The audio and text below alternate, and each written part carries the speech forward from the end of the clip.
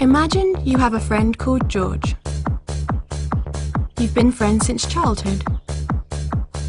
Although you're not as close as you were back then, you still see each other once in a while and get along very well. One day, you and George are approached by an old mutual friend, Oliver. Oliver explains that he's had a run of bad luck and is raising money to cover tuition fees for his kids. You want to help Oliver out, so you give him some money. To your surprise, George doesn't offer Oliver any help. You try to persuade him, but it's no use. Imagining yourself in this situation, do you think it's okay to threaten to use physical force against George to get him to do the right thing? Now imagine a slightly different situation. This time, a group of your friends take a vote.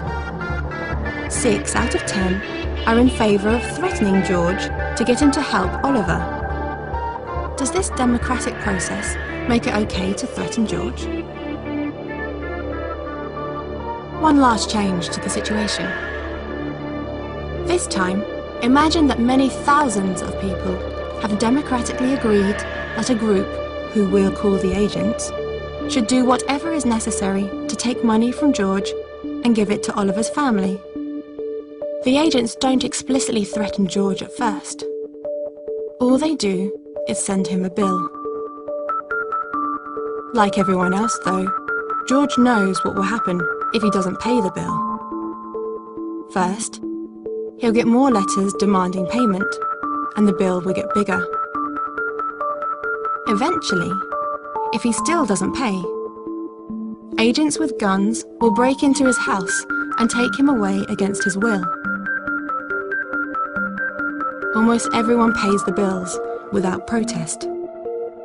They know that agents are prepared to use as much force as necessary to overpower you if you resist. Do you think it's acceptable for the agents to threaten violence against George if he doesn't give his money towards helping Oliver's family? If we approve of state programs that redistribute wealth, we must also approve of threats of violence made against peaceful individuals, because this is how the funds are collected. On the other hand, most of us feel uncomfortable about threatening peaceful people when we imagine having to make the threats ourselves. If we feel negatively towards the idea of threatening George personally, can we really be comfortable with the threats made against him by agents of the state?